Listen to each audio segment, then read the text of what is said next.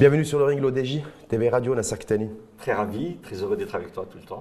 C'est un plaisir partagé et puis en plus de vous recevoir pour la première fois sur un ring de boxe pour un débat. Absolument. D'ailleurs, c'est la première fois que je monte dans un ring de boxe. Voilà, donc première expérience. Oui. On en reparlera à la fin du débat pour savoir si c'était une bonne ou mauvaise expérience. Absolument. Nasser Kitani, je rappelle, avant de démarrer ce débat, sur le ring l'ODJ TV Radio avec vous, Nasser Kitani, vous êtes entrepreneur. Absolument. Et que vous faites aussi du conseil et de l'accompagnement pour les entrepreneurs. Absolument. IT ou tout type d'entrepreneur? Tout type d'entrepreneur. Il faut simplement qu'ils soient entrepreneurs. Il faut qu'ils soient entrepreneurs. Il faut qu'ils aiment entreprendre. Et je précise également que vous êtes spécialiste connu et reconnu en tech, IT, digital, numérique. Parce qu'apparemment, il faut dissocier digital du numérique et le numérique de la tech. Absolument. Donc spécialiste aussi en digital. Donc la personne idoine pour le débat d'aujourd'hui, sur le ring l'ODJ TV Radio, au lendemain de la nouvelle stratégie Morocco Digital 2030, qui a été présentée ici même d'ailleurs à Rabat. Absolument. Mercredi dernier. Donc 3 rounds thématiques. Premier round, Maroc Digital 2030, pourquoi ça serait la bonne? Beaucoup s'interrogent aujourd'hui. Est-ce qu'effectivement ça peut être la bonne? Pas forcément la bonne, compte tenu qu'il y a des stratégies antérieures qui n'ont pas forcément permis de structurer cet écosystème digital. Et là, vous nous direz ce que vous en pensez. Deuxième round, 11 milliards de dirhams annoncés, mobilisés pour le financement et l'accompagnement financier de cette nouvelle stratégie Maroc Digital 2030. Est-ce que c'est suffisant ou insuffisant comme manne financière? Là, vous nous direz également, Nasser Kitani. Et enfin, troisième round, où est l'IA? Où est l'intelligence artificielle? Où est l'intelligence artificielle générative dans cette nouvelle stratégie Cap Horizon 2030? Vous nous direz également si vous avez vu cette IA, est-ce que vous en pensez, et puis surtout poser les enjeux et les défis pour notre pays, peut-être pour le continent d'ailleurs, par extension. Nasser Kitani, sur le premier round, Maroc Digital 2030, pourquoi cette fois-ci, ça serait la bonne? Merci pour l'accueil et merci pour la question.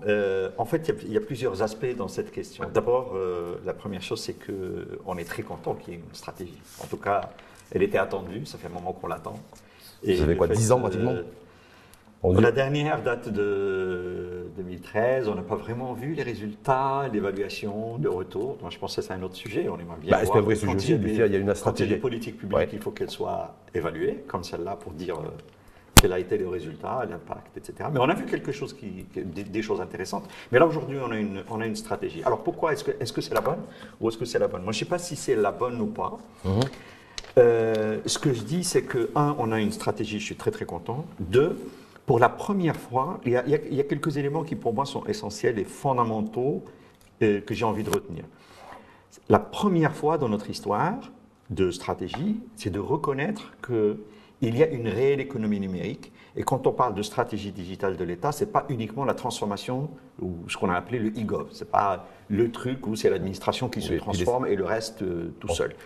On a reconnu, enfin, que l'économie digitale est une vraie économie avec un PIB, avec des emplois, avec des enjeux, avec de la réglementation, avec des acteurs, avec un écosystème et tout ce qu'il faut. Et ça, je pense que c'est un extraordinaire ingrédient. Je rappelle simplement que le poids de la tech dans le PIB mondial est de plus de 20%. Et chez nous? Madame la ministre a parlé de 0,5. Donc ça montre que le chemin, elle a promis 5%. D'atteinte, donc c'est déjà pas mal, donc ça veut dire qu'on le multiplie 10 avec des chiffres intéressants. C'est une bonne chose, je pense qu'on peut faire mieux, on peut aller plus loin dans l'avenir, mais en tout cas, vous voyez l'enjeu, c'est plus grand que les autres industries. C'est-à-dire que la Nasser, ce que vous êtes en train de dire, c'est que le point positif et le bon point que vous distribuez, vous, à la tenue de cette conférence qui a dévoilé la nouvelle stratégie Maroc Digital 2030, c'est enfin de reconnaître l'existence d'une économie numérique et les enjeux pour la structurer et lui permettre d'aider Absolument. Qu'elle constitue un effet de levier au développement économique global. Absolument. Le deuxième sujet intéressant, c'est que alors c'est très difficile, ça paraît facile comme ça à faire, mais on a quelque chose d'incroyable, c'est qu'on a un ministère qui a su fédérer les autres ministères. Elle n'a pas fait ça toute seule. Elle a mobilisé l'ensemble des autres ministères pour participer dans la création de cette stratégie, mais aussi probablement dans son exécution. Et donc, on a aujourd'hui quelque chose qui est relativement intéressant et qui est porté pas uniquement par le ministère de la Technologie, mais par un écosystème beaucoup plus large, probablement le chef du gouvernement. Qui est impliqué, puisque lors de la création de cette quand on a mis 11 milliards, on en reviendra, c'est parce que ça veut dire qu'il y a le ministère des Finances qui était d'accord, le chef du gouvernement, etc., etc. Et pas que ça, on a un écosystème beaucoup plus large que les structures de l'État. On parle de Cebulcom, on parle de CDG, on parle d'autres acteurs, on a vu la CGM, etc. Donc elle a su fédérer autour d'elle un écosystème complet. Est-ce qu'elle a su fédérer le jour de l'inauguration de cette nouvelle stratégie, c'est-à-dire mercredi dernier? Parce qu'effectivement, il y avait plusieurs ministres qui étaient présents. Le chef de gouvernement a fait une intervention en distanciel parce qu'il était aux États-Unis.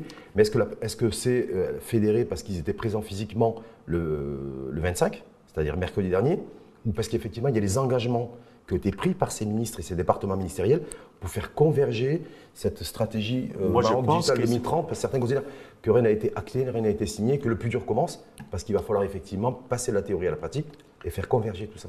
Alors effectivement, ils étaient là, physiquement. Mais ils étaient là physiquement. Ouais.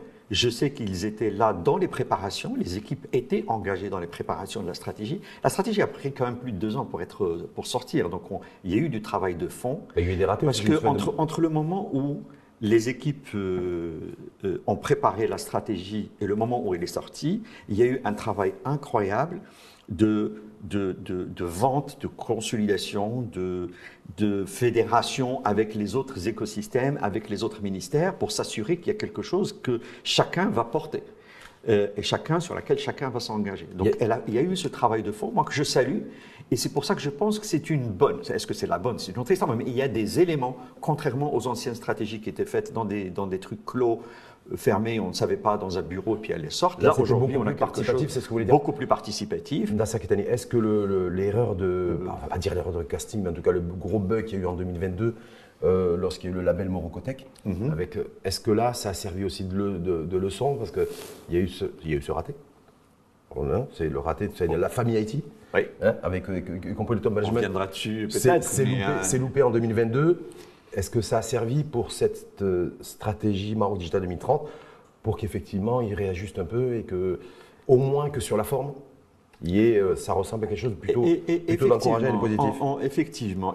Vous savez, avant Morocotech, il y a eu un travail qui a été fait par l'écosystème de la tech, y compris avec l'ancien ministère, à l'époque de l'industrie, où il y a eu un travail de préparation d'une stratégie. D'accord? Donc Morocotech était d'une certaine manière peut-être une annonce un peu maladroite de la manière de la communiquer. D'accord? Parce que c'était fermé, c'était plutôt en vase clos. Non, elle a été co-construite, mais pas tout le monde. Effectivement, elle était moins co-construite. Il y a eu un écosystème qui a participé, mais effectivement, tous les ministères n'étaient pas impliqués, etc. Là, aujourd'hui, la ministre a compris cet enjeu. Elle a compris qu'il fallait que le ministère de l'Enseignement supérieur soit impliqué, que le ministère des Finances soit impliqué, que le ministère de la Santé soit impliqué, que le ministère de l'Intérieur soit impliqué, que la CNDP soit impliquée, que la DGSI soit impliquée, que la CDG soit impliquée, etc., etc. Donc, il a fallu cette compréhension et d'engager tout le monde. Donc pour moi, ça c'est un deuxième bon point que j'ai envie de saluer pour cette stratégie. Le troisième bon point que j'ai envie de saluer, et on reviendra probablement dessus, c'est qu'il y a de l'argent. Une stratégie sans de l'argent, je veux dire, on va y revenir effectivement. Aujourd'hui, il y a de l'argent. Donc ça c'est. Certains considèrent, à tort ou à raison, c'est intéressant d'avoir le point de vue de Nasser Kettani, qu'elle est intéressante parce qu'elle donne des chiffres dans un horizon tracé. 2026 curseur, 2030 deuxième curseur, mais que ces ambitions seraient beaucoup trop ambitieuses et qu'on risque une fois de plus de se retrouver en disant voilà où est-ce que j'ai mis le doigt, mais en fait j'ai mis le doigt trop haut. Et je pense par exemple aux 3000 startups à créer à l'horizon 2030, je pense à ces 1 ou 2 licornes à faire émerger, plus de 10 milliards de dirhams de valorisation, je pense à ces milliers d'emplois à créer, je pense à cette démultiplication aussi de création de valeur et de richesse en termes de PIB, ne serait-ce que pour l'offshoring, qui soit aujourd'hui à 12-13 milliards de dirhams de chiffre d'affaires annuel. L'objectif, c'est 40. Certains se disent, mais on va faire comment pour faire 40? Bref, est-ce que vous considérez que, effectivement, c'est peut-être un peu trop ambitieux? Alors, c'est bien qu'il y ait des chiffres. Et moi, je salue le fait qu'il y ait des chiffres. 2, je suis d'avis qu'il y ait des chiffres ambitieux. Je pense qu'il faut être ambitieux. On ne peut pas on ne peut pas venir annoncer une stratégie nationale dans laquelle on engage un écosystème et dire finalement on va créer beaucoup d'emplois, c'est très petit, on va pas former beaucoup de gens, etc. Et puis finalement le budget. Non, l'État s'est engagé à mettre un budget, s'est engagé à faire des choses, et en contrepartie de cet engagement de dépenses et d'investissements, etc., mais il faut qu'il y ait des résultats. Mais ces résultats sont ambitieux. Oui. Trop ambitieux pour vous ou ambitieux? Il y a dans certains domaines où c'est très ambitieux. D'accord. Le domaine des startups, c'est trop ambitieux, faire émerger 3000 startups. 3000 startups à 2030. On en a 350 aujourd'hui. Oui. Licorne, c'est beaucoup aussi. Ça dépend de ce qu'on appellera une startup. Les licornes, je pense que ça dépendra de la définition d'une licorne. Mais la définition universelle, c'est $1 milliard de valorisation. Ouais. Bon, on n'a pas beaucoup de sociétés qui valent $1 milliard à la bourse. Mais pourquoi pas? Je pense aujourd'hui, il y en a quelques-unes qui sont dans le chemin. Il faudra peut-être les accélérer, faire des choses pour qu'elles le soient. Je ne vais pas citer de nom pour ne pas, mais il y en a quelques-unes qui sont connues. Pour pas faire de pub ou de mauvaise pub. Qui pourraient le faire. Donc il y a déjà un pipe. Il y a un pipe qui pourrait nous aider. Mais il faut qu'il y ait des ambitions. Il faut qu'il y ait beaucoup d'ambition. Parce que il y a quelque chose que j'ai retenu aussi de cette stratégie, c'est que contrairement aux stratégies anciennes, on est dans une stratégie où il y a une communication internationale. Il y a reconnu la nécessité qu'il y ait des investissements internationaux, des acteurs internationaux qui vont venir et qui vont aider à cette accélération. Peut-être que le $1 milliard qui est annoncé ou le 11 milliards de dirhams qui est annoncé peut être multiplié par 2 ou par 3 avec des IDE, c'est-à-dire qui viendraient de grands acteurs. 11 milliards de dirhams d'ailleurs, on va passer au deuxième round.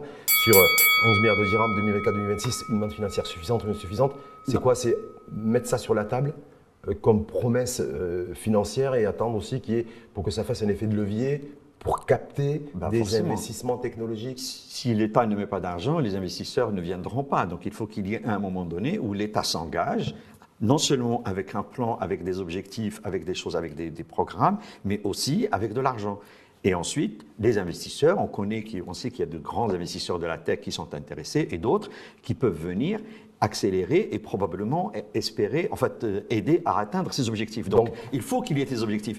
Est-ce qu'on va les faire avec cette manne? Peut-être pas, mais il y a la capacité de le réaliser. C'est une question, j'espère qu'on reviendra dessus, oui, mais deuxièmement, sur l'exécution. J'aimerais qu'on aborde ce sujet parce que le vrai sujet, c'est celui-là. 11 milliards de dirhams qui ont été annoncés pour la période 2024-2026. Une manne financière suffisante ou insuffisante? Est-ce que de facto vous répondez? Non, elle n'est pas suffisante. Pas suffisante. Mais c'est énorme. Je veux dire que l'État aujourd'hui, dans les situations économiques qu'on connaît, sorte $1 milliard ou $1 milliard pour financer ça, sachant qu'en plus de ça, il y a des financements qui viennent d'autres acteurs. Ça, c'est que le budget d'État, mais il y a d'autres acteurs qui mettent la main à la poche. C'est-à-dire des acteurs privés? Privés ou institutionnels. Il y a il y a Timwilcom qui met de l'argent, il y a le CDG qui met de l'argent, il y a d'autres financeurs qui mettront de l'argent, etc. pour ça. Et puis, ce que j'espère, c'est de trouver des financements internationaux, des grands acteurs de la tech qui viendraient investir ici, comme c'est déjà le cas, et peut-être d'autres qui viendraient compléter cette manne pour faire plus et aller plus loin pour atteindre les objectifs. Donc, je pense que c'est ce qui est probablement caché derrière les chiffres, mais uniquement avec ce milliard, on n'atteindra pas les chiffres. C'est clairement, il faut beaucoup plus d'argent. Donc, c'est $1 milliard ou $1 milliard, donc 11 milliards de dirhams qui ont été mobilisés, c'est plus pour faire un appel d'air auprès d'investisseurs étrangers pour leur dire voilà, moi, État, je mets une espèce de fonds d'amorçage, en tout cas, je mets de l'argent. Sauf que lorsqu'on annonce parallèlement à cela l'extension de pas l'extension, passer de la 4G à la 5G, de fibrer les territoires, d'ailleurs 70% de la population devrait bénéficier de la 5G à l'horizon 2030, 50% en 2026, c'est-à-dire demain et ensuite les 70% après-demain. Tout ça, c'est des gros investissements, des gros financements extrêmement massifs. Donc certains se disent, mais l'effet d'optique, entre $1 milliard qui est mis sur la table pour le financement global de cette stratégie Maroc Digital 2030, et en même temps, rien que l'infra et la connectivité, il faut déjà c'est du x30 ou x40 ou x50 qu'il faudrait pour déjà ne serait-ce que mettre en place la première dalle, c'est-à-dire l'infra et la connectivité. C'est une très bonne question. Ce que j'espère, parce qu'on n'a pas vu les détails, mais ce que j'espère, c'est que le milliard ne servira pas à l'infrastructure. C'est pas la stratégie qui a été présentée, c'est 11 milliards de dirhams pour la stratégie globale. Pour la stratégie globale. Ce que j'espère, c'est que chaque acteur privé, parce qu'aujourd'hui, on a des acteurs privés dans le secteur de télécom, c'est à eux de mettre l'argent pour construire l'infrastructure. C'est à eux d'investir. C'est pas à l'État de le faire. Et s'il ne peuvent pas, il est peut-être temps d'ouvrir la discussion sur des opérateurs alternatifs qui sont des opérateurs d'infrastructure, d'accord, qui peuvent jouer le rôle et que les opérateurs viennent des opérateurs de services. Mais dans l'état actuel, dire on va prendre 1 milliard pour les mettre dans les infrastructures de télécom, on ne démarre même pas la stratégie, ça ne sert à rien. C'est-à-dire le modèle économique selon vous, Nasser Kitani, parce que je rappelle que vous êtes entrepreneur et parce que là, on a un spécialiste. sujet de fond. Si l'argent, si le milliard, il sert à de l'infrastructure pour la 5G et la fibre optique, d'abord, ça ne suffira pas, d'accord. Et 2, on ne pourra rien faire de l'autre, ni en formation, ni en start-up, ni en machin. Donc ce que j'ai entendu, en tout cas ce que j'ai retenu, ce que j'espère avoir compris, c'est que le milliard dont on parle de dollars, dont on parle, les 11 milliards dont on parle, ne vont pas dans l'infrastructure. Ils vont dans les programmes, dans le contenu, dans l'accompagnement des start-up, dans la formation, dans le reskilling, dans l'IAD, etc., etc. Et le reste, il est financé par d'autres mécanismes. Donc les 11 milliards de dirhams, l'infra n'est pas du tout concerné par je l'espère. Je ne sais pas, parce que nous, vous savez, le grand public, c'est pour ça d'avoir l'éclairage de Nasser Kitani est un privilège de luxe, c'est-à-dire 11 milliards de dirhams, ok, mais pour faire quoi concrètement? Est-ce qu'il y a une partie de financement infra ou pas? Vous vous dites il ne faut pas. Non. Moi, je dis il ne faut pas. Il faut que je prends ma responsabilité. Il ne faut pas que ça aille dans l'infrastructure. Il faut que ça aille dans les programmes. L'État, en tout cas, ce projet-là, porté par le ministère, ne doit pas mettre de l'argent dans l'infrastructure, dans les murs, dans les trous, dans les câbles, etc. Ce qui a été fait précédemment, est-ce que cet argent, c'est l'argent public, je le rappelle, 11 milliards de dirhams, doit aller aussi pour distribuer comme ça les subventions et faire en sorte de quelque part d'avoir un écosystème digital avec les différents acteurs qui soient sur perfusion d'argent public, ce qu'on a déjà fait et ce qu'on continue à faire et qui ne fonctionne pas. Alors, certains, cet argent aussi qui doit être distribué, le dirham d'argent public qui doit être distribué, il doit aussi y avoir un retour sur investissement, créer de la rentabilité et non pas simplement faire du AORH IT. Je suis d'accord. Là-dessus, on est dans le cœur le vrai sujet. C'est comment est-ce qu'on va exécuter ce programme? Qui sont les acteurs autour de la table pour l'exécution? Quelles sont les règles d'exécution? Quelles sont les règles de participation? Comment est-ce qu'on va labelliser? Comment est-ce qu'on va l'évaluer, etc. Je pense qu'il y a différents mécanismes. On a déjà eu un échange dans le passé sur ce sujet, je voudrais revenir dessus. Sur les structures d'accompagnement. Complètement, je m'en souviens très bien. On a besoin aujourd'hui d'avoir davantage de structures d'accompagnement financées, des structures d'accompagnement professionnelles et financées pour qu'elles fassent le travail de l'accompagnement de ces startups. Parce que croire qu'elles vont devenir toutes seules des startups et avoir tout ce qu'il faut, etc., est une erreur. Et l'État n'a pas ni la compétence, ni l'expertise, ni le savoir-faire État pour faire l'accompagnement des startups. Donc on a besoin d'avoir un tissu d'accompagnement qui soit professionnel, qui soit formé, qui soit adapté et qui soit financé. A priori, on n'en a pas beaucoup. Et on l'a vu par les expériences précédentes, avec beaucoup de bugs à ce niveau-là, des structures d'accompagnement qui n'étaient pas au niveau, des modèles économiques aussi, des échanges de deals avec l'entrepreneur et le start-upper qui fait que elles se finançaient auprès du start-upper et non pas elles apportaient leur savoir et leur savoir-faire. Ça a changé. Team Wilcom a fait un travail remarquable sur la deuxième phase du programme. Ils ont labellisé des structures, mais aujourd'hui elles sont financées. Donc il y a un meilleur financement, en tout cas dans le programme qui est géré par Team Wilcom, autour du financement des structures d'accompagnement. Je pense qu'aujourd'hui, dans le milliard de dollars dont on parle, il faut qu'il y ait une partie qui aille dans la professionnalisation, l'accompagnement, le financement des structures d'accompagnement pour qu'elles fassent leur travail d'accompagnement des startups, de la sélection, de l'incubation, de la formation, de tout ce qu'il faut, de leur préparation pour qu'on puisse avoir des très bons résultats et un retour sur investissement. Est-ce que vous avez une idée éventuellement, Nasser Kitani, sur pourquoi 1 milliard de dollars? Alors, non, je ne sais pas. Pourquoi ce 1 milliard de dollars de 11 milliards de dirhams, est-ce qu'il correspond à quelque chose de précis en termes de levier et d'outils de financement ou c'est... Honnêtement, je ne suis pas dans les secrets du ministère. J'imagine qu'il y a eu un travail comme ce qu'on a fait dans le passé, d'ailleurs de prendre l'ensemble des programmes, de les chiffrer, de dire voilà si on va obtenir ces résultats-là, voilà combien on va mettre, etc.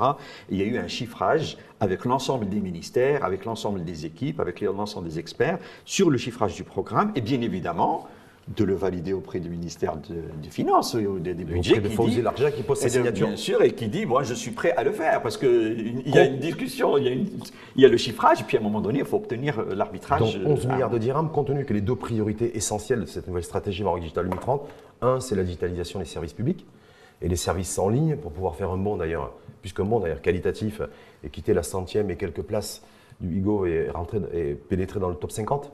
En tout cas, commencer, voilà, trop ambitieux aussi. Parce que...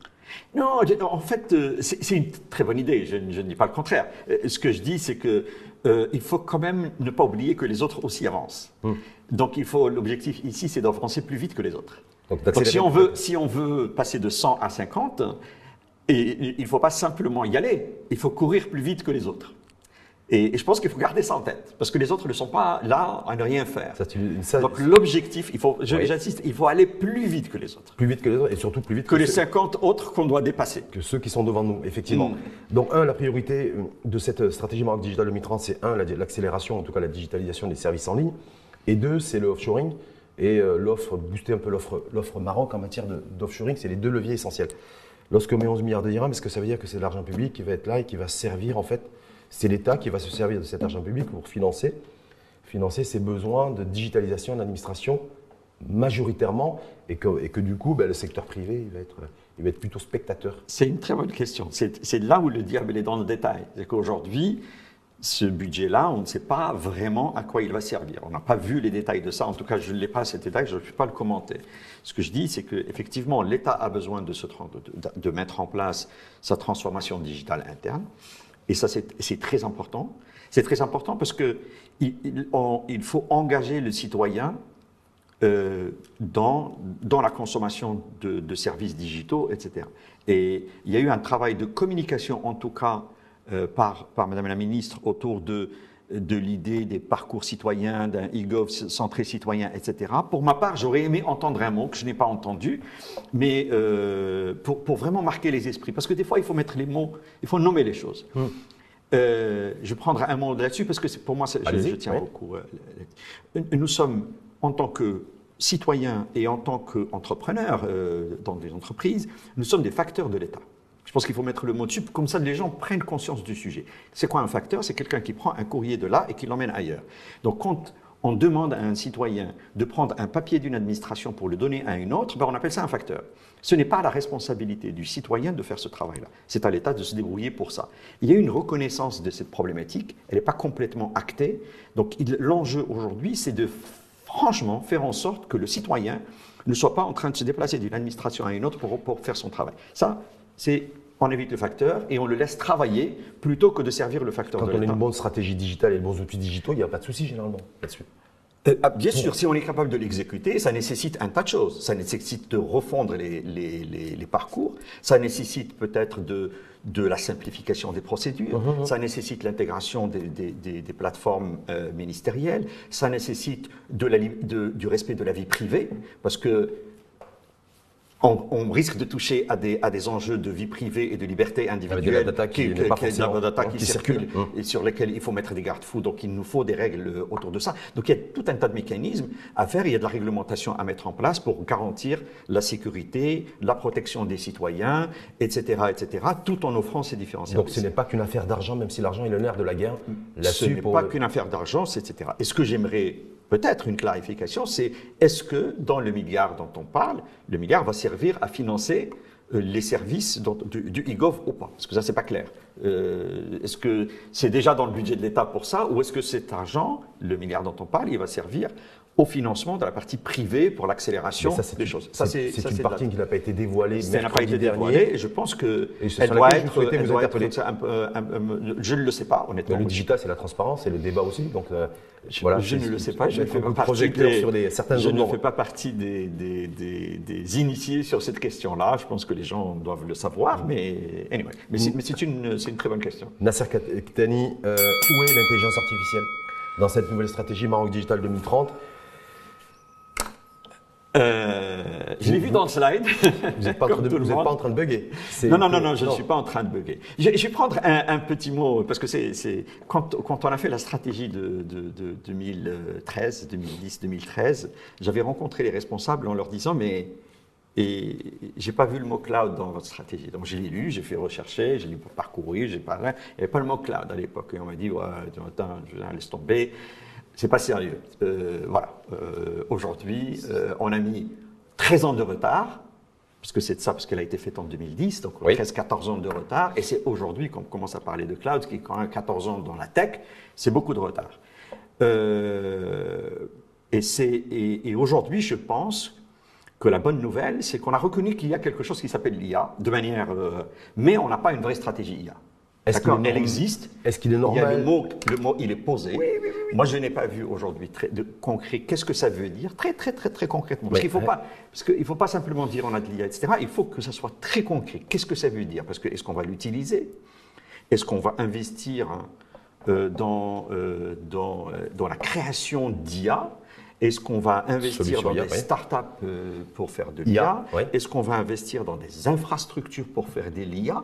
Est-ce qu'on va investir aussi dans la recherche et développement pour faire de l'IA? Est-ce qu'on va faire converger les différents acteurs publics, privés, sociétés civiles? Sur quel type de sujet, etc. Et donc là, on ne voit pas. Le mot est là. J'imagine qu'ils ont quelque chose. Est-ce qu'on est à côté de nos pompes lorsqu'on fait une présentation d'une stratégie Maroc Digital 2030 en 2024 sans avoir un pavé centrale, intelligence artificielle.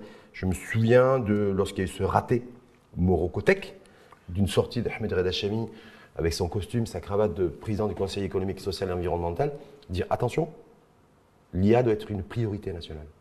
Aujourd'hui, on se retrouve en 2024, nouvelle stratégie Maroc Digital 2030, où l'IA ne figure pas comme une des priorités, pas dans la mise en place et la consolidation de l'écosystème digital, mais dans la mise en place d'un écosystème intelligence artificielle. Est-ce qu'on n'est pas à côté de nos pompes? J'aurais aimé voir une plus grande place de l'IA dans le slide et dans la stratégie, de manière chiffrée, de manière très claire, de manière bien posée, bien articulée, etc. J'aurais aimé le voir, je ne l'ai pas vu. Pourquoi, selon vous, la secteur? Parce que je rappelle que vous suivez, vous êtes acteur du secteur IT depuis, je ne vais pas vous vieillir, mais depuis, on va dire, quelques décennies, n'est-ce pas? Pourquoi Valeur aujourd'hui, vous avez été aussi sondé, consulté pour la stratégie Maroc numérique 2013. Donc vous avez démarré l'élaboration, c'est sous Hafid El-Ami d'ailleurs, en 2010, 2011, 2012. Non, c'était M. Chami. Ahmed Reda Chami. Oui, 2010-2013, c'était M. Chami. Non, M. Chami, c'était 2007-2011. Ensuite, ça a basculé avec Mouna Hafid El-Ami à partir de janvier 2012 d'ailleurs, où le gouvernement avait été nommé, qui avait fait 2 mandats.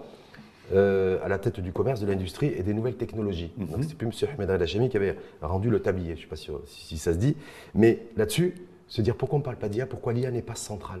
On doit avoir alors, 2 choses sur l'IA, si je peux me permettre. Bien sûr. Alors effectivement, n'oublions pas qu'on a un secteur privé et un secteur public. Aujourd'hui, on n'a pas besoin de l'État pour faire de l'IA. Qu'on s'entende bien. Je dirais, rien n'empêche la grande banque X ou tel opérateur télécom Y ou tel institutionnel. On a besoin d'infra, donc on a peut-être besoin nécessairement. Non, pas nécessairement. Moi, je fais de l'IA dans ma boîte, j'ai pas d'infra. Moi, j'utilise des services X, Y, je paye, je produis, j'utilise énormément. J'ai pas besoin nécessairement d'infra. Il y a des domaines dans lesquels on a besoin d'infra. Si on doit faire de la recherche d'INA, etc., effectivement, il y a besoin d'infra. Est-ce que c'est à l'État de le construire? Pas nécessairement. C'est pas l'infra. J'insiste beaucoup là-dessus. On ne doit pas voir l'infrastructure technologique du digital comme une autoroute, un port ou un aéroport ou des chemins de fer portés par l'État. C'est un secteur qui est porté par le privé. L'État peut être un régulateur pour faciliter l'investissement, mais c'est au privé de le faire. Ce n'est pas à l'État, de mon point de vue, d'investir, de créer des data centers, de les financer, d'acheter des GPU, de les installer, etc. D'ailleurs, ils n'ont pas les compétences, ils ne savent pas le faire. Donc, et ils le savent mieux que n'importe qui.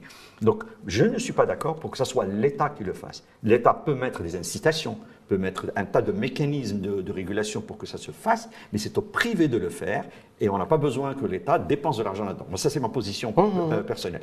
L'État doit se focaliser sur d'autres sujets, sur des sujets ailleurs. Donc, ce qui nous manque dans cette stratégie, c'est ça. C'est pas est-ce que l'État va mettre de l'argent dans des GPU, est-ce que l'État a fait ce qu'il faut pour faciliter, pour utiliser l'IA, pour produire de l'IA, pour intégrer l'IA dans ses services. Est-ce que l'État a la responsabilité de tracer un horizon pour l'IA et du coup avait la responsabilité dans cette nouvelle stratégie qui va s'étaler jusqu'en 2030, qui peut être réajustée entre-temps, mais de positionner l'IA beaucoup plus aujourd'hui à travers le monde, y compris dans le continent d'ailleurs. Mais bien sûr, et le sujet de la formation, le sujet de la formation relève d'une des responsabilités de l'État. Qu'est-ce qu'on fait en termes de, on dit 100 000 emplois, combien vont être formés sur l'IA? Il y a aucun... ou 100 ou 240 000 personnes, combien vont être formées sur l'IA? Pas de chiffrage là-dessus, parce que même sur la formation, il n'y a pas que des techs, il faut former un tas de gens. On doit former des avocats pour qu'ils comprennent l'IA, on doit former des journalistes pour qu'ils comprennent l'IA, on doit former nos parlementaires pour qu'ils comprennent l'IA, parce qu'ils doivent écrire des lois, donc s'ils ne savent pas ce que c'est, ils ne vont pas le savoir, etc. Des financiers et tout. Donc c'est tout l'écosystème qui vont... Des médecins. Un médecin qui ne comprend pas l'IA, il ne saura pas lire la radio de demain. Donc il faut vraiment... C'est cette formation-là, plus les gens de la tech. Et c'est là où on a un enjeu, c'est là où l'État a sa responsabilité, parce que c'est lui qui fait les programmes, qui les valide, etc. Est-ce que vous faites partie de ceux, dans certaines années, qui diraient, en tout cas, ça serait bien que dans les prochaines semaines ou les prochains mois, on réajuste un peu le tir, on redresse un peu le cap et on introduit un peu plus d'IA, que dans la formation, la création d'emplois ou la formation, je veux dire, requalifiante de 50 000 personnes, c'est un peu ça l'objectif 2026-2030, c'est aussi de se fixer comme objectif de créer et de fabriquer de vrais experts en IA, de vrais experts en big data, et que c'est ça le vrai sujet, le véritable enjeu et le vrai défi d'une stratégie digitale à l'horizon 2030. On a besoin de mettre l'IA au cœur de notre stratégie nationale, publique et privée. J'insiste beaucoup, public et privé. Nos banques n'ont pas besoin de l'État pour faire de l'IA, ils peuvent se lancer dès aujourd'hui. Ils ont commencé. Et s'ils n'ont pas commens,é moi je dis, il faut revoir un sujet, c'est grave, d'accord? Nos opérateurs télécoms, la même chose, nos grands secteurs privés, nos grands PME, etc. Donc il y a un rôle de privé de le faire. Et l'État peut jouer, a aussi un rôle sur la formation et autres. Donc elle doit être au cœur. On a besoin de déclencher les mécanismes de partenariat internationaux, de chercher des experts, de chercher des financements, de chercher des investisseurs, etc., qui font qu'on peut exécuter cette stratégie. Parce que l'IA, il ne faut pas croire, on ne va pas le faire tout seul.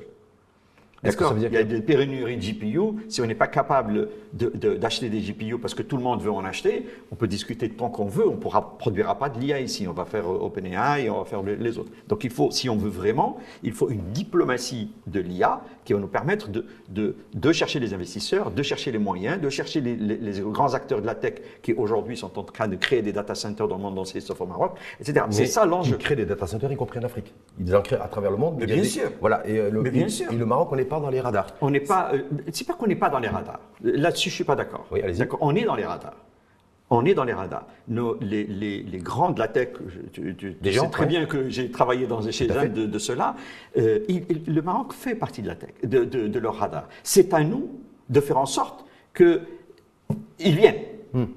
En tout cas, c'est pas. Donc il faut qu'on crée les conditions pour que ces acteurs viennent. Mais il faudrait au moins. On a fait aujourd'hui il a fallu que quelqu'un du secteur privé fasse venir un des acteurs, un de ceux-là, et je suis très très content. Mais je pense que l'État a besoin de créer les conditions pour que ces acteurs de la tech viennent s'installer et investir et peut-être mettre plusieurs milliards de dollars dans le pays, parce que c'est ce qu'ils font ailleurs. Quand je vois ce que les Google, les Amazon et Microsoft font dans le monde. Non, mais je vois rien que ce que fait l'Europe, ils ont décidé d'investir un plan. Il y a un plan IA, c'est 20 milliards de dollars par an sur l'intelligence artificielle, et je crois qu'ils ont l'ambition de faire en sorte que plus de 75% des entreprises européennes qui opèrent en Europe utilisent l'intelligence artificielle. Oui. Dernière petite question là-dessus. Si on ne se positionne pas rapidement sur l'IA, ne serait-ce qu'au niveau du continent, à contribuer à créer un marché de l'intelligence artificielle, et que 2, on n'actionne pas le levier open data, parce que ça a été aussi un peu le parent pauvre de cette nouvelle stratégie Maroc Digital 2030, est-ce qu'on ne s'en sortira pas, et que du coup, est-ce que Maroc Digital 2030, pourquoi ça serait la bonne? Il se pourrait que ça ne soit pas la bonne, effectivement, si il n'y a pas un marché IA assez rapidement, et un marché régional, voire continental, et 2, actionner l'open data et libérer cette data. Alors, ça, c'est un énorme sujet. C'est un énorme sujet. Si j'ai parlé de mes discussions avec des gouvernements anciens sur le cloud qui n'ont pas, c'est pour justement dire, si on ne fait pas ce qu'il faut au bon moment, on est largué. D'accord? On n'a pas fait ce qu'il faut au moment où il fallait sur le cloud. La temporalité est importante. La temporalité est importante sur ce sujet-là. Donc, il faut aller très vite parce que tout le monde le fait. Et c'est pour ça que je disais, on n'est pas seul. Tout le monde court. Tout le monde court. Donc, on a besoin de courir plus vite. Si NVIDIA va construire une usine pour faire des GPU, si on veut qu'ils viennent au Maroc, il faut qu'on soit plus convaincant que les autres pays. Si Microsoft doit faire son data center, le prochain data center pour faire de l'IA quelque part, on a envie qu'il le fasse au Maroc et non pas chez nos voisins. Donc l'enjeu, il est là. Il faut qu'on soit plus rapide, concours, ce qui n'est pas toujours. On n'est pas très connu pour ça. Donc on a besoin de. Bon, on est plutôt marathonien que sprinter. Ça, voilà, c'est ça que je veux dire. Donc là, on a besoin d'être des coureurs, des sprinters sur ces questions-là. Et ça, c'est un enjeu. Je voulais en parler. Oui. Parce qu'il y a quelque chose qui va manquer dans la stratégie, qui est essentiel. Le mot dans les piliers n'apparaissait pas. Il est caché quelque part. C'est le sujet de la réglementation. Oui. On ne peut pas faire une stratégie digitale si on n'a pas une réglementation qui soit adaptée. Et pour ça, je vais finir simplement sur le truc. Ce n'est pas simplement avoir de la réglementation. Il faut que notre culture réglementaire soit digitale. Il faut qu'on produise de la réglementation en pensant digital. C'est-à-dire avoir un appareil neuronal qui soit digitalisé, c'est ça? Exactement. C'est quand on produit des lois qui ne sont pas adaptées au secteur digital, on est à côté. Donc il faut que notre mindset soit produit digital. Il faut qu'on produise à la vitesse du digital. On ne met pas 10 ans pour sortir une loi. La vitesse du digital, le digital, c'est du très très haut débit. Donc, voilà, on doit produire nos lois très très vite et adapter notre appareil réglementaire de création de nos réglementations, de nos décrets, de leur publication, de la création des lois à l'ère du digital. Parce qu'on peut pas, sinon on a un décalage, on ne peut pas exécuter des choses si on n'a pas la réglementation. Donc il faut mettre en place une administration parallèle avec des circuits de process. Non, c'est une question de mindset, si on doit créer vraiment injecter cette transformation, on a un appareil qui est l'appareil réglementaire qui doit suivre et qui, j'ai envie de dire, qui doit être porteur de cette transformation avec.